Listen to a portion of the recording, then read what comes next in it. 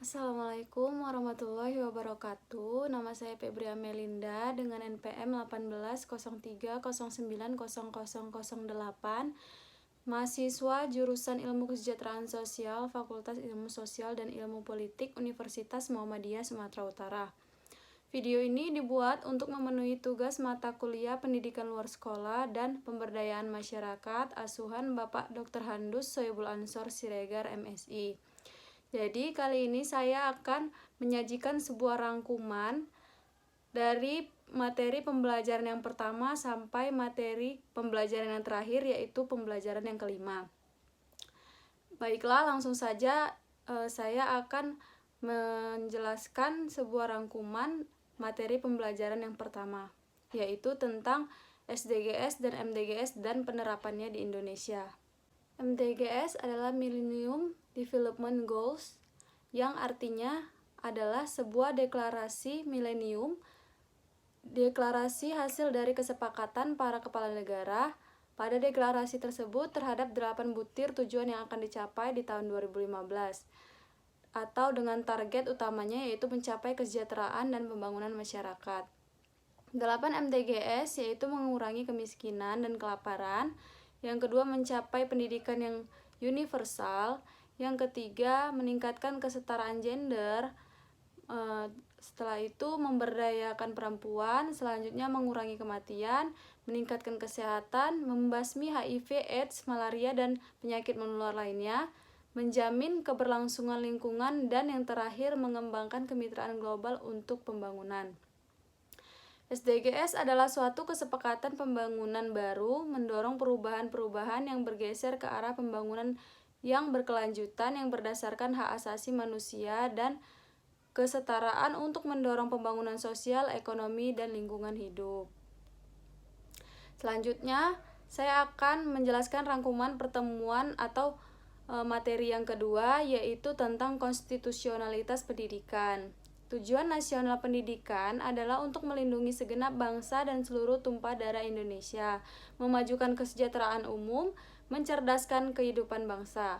Tujuan nasional ini niscaya akan kewajiban melaksanakan upaya mencerdaskan bangsa, dan kewajiban itu melekat pada eksistensi negara.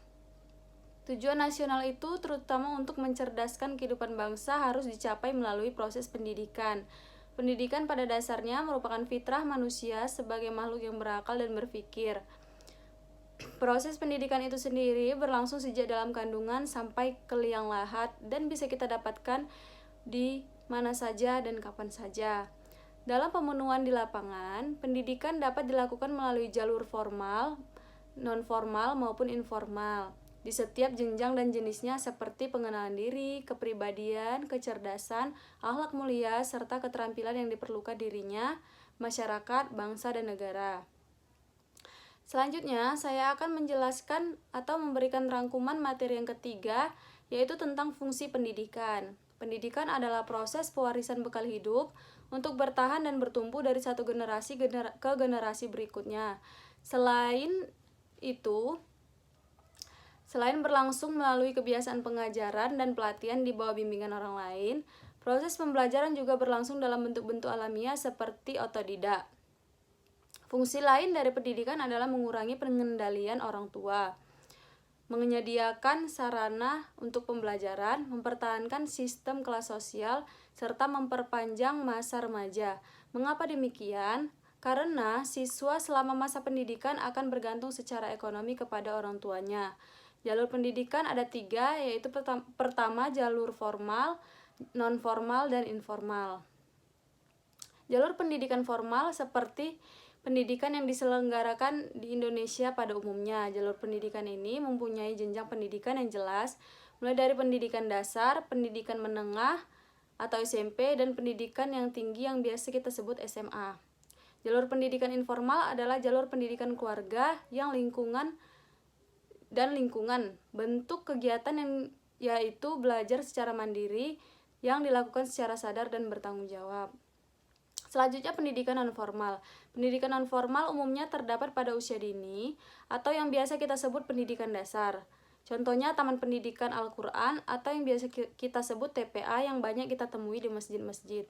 Selanjutnya, rangkuman materi yang keempat, yaitu tentang pendidikan nilai. Pendidikan nilai adalah tanggung jawab kita semua dan bukan hanya sekedar dari sekolah, keluarga, universitas, bisnis, dan olahraga. Semuanya merupakan konteks ideal untuk mengajarkan kita tentang prinsip-prinsip etika tersebut. Pada nilai pendidikan, ada berbagai topik berkaitan dengan kewarganegaraan dan etika, yaitu yang pertama empati, kesempatan yang sama, menghargai lingkungan, peduli kesehatan, dan berpikir kritis. Cara berpikir ini membuat kita lebih analitis dan jeli, mengajarkan kita untuk mengenali informasi yang berkualitas dan membantu kita untuk memecahkan masalah. Dalam pelayanan pendidikan, ada strategi yang paling umum. Yang pertama penolakan diskriminasi, mendamaikan perdebatan tentang masalah moral, mempromosikan dan kepemimpinan kolaboratif. Yang kedua, mencela sikap yang merugikan masyarakat secara keseluruhan tanpa menstigmatisasi individu. Dan yang ketiga, menekankan gagasan bahwa kita semua dapat berubah dan bahwa kita layak mendapatkan kesempatan yang kedua. Selanjutnya, saya akan memberikan rangkuman untuk materi yang terakhir atau yang kelima tentang konsep pemberdayaan. Pemberdayaan adalah upaya untuk membangun daya dengan mendorong, memotivasi, dan membangkitkan kesadaran akan potensi yang dimiliki, serta berupaya untuk mengembangkan. Kedua, yaitu memperkuat potensi atau daya yang dimiliki masyarakat. Konsep pemberdayaan itu sendiri ialah sebuah proses berkelanjutan yang mengupayakan transfer kekuasaan yang didasari penguatan modal sosial atau kepercayaan.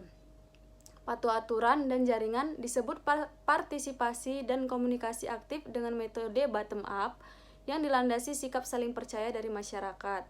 Baiklah, mungkin itu saja yang bisa saya sampaikan tentang rangkuman dari materi pembelajaran yang pertama sampai yang terakhir ataupun yang kelima.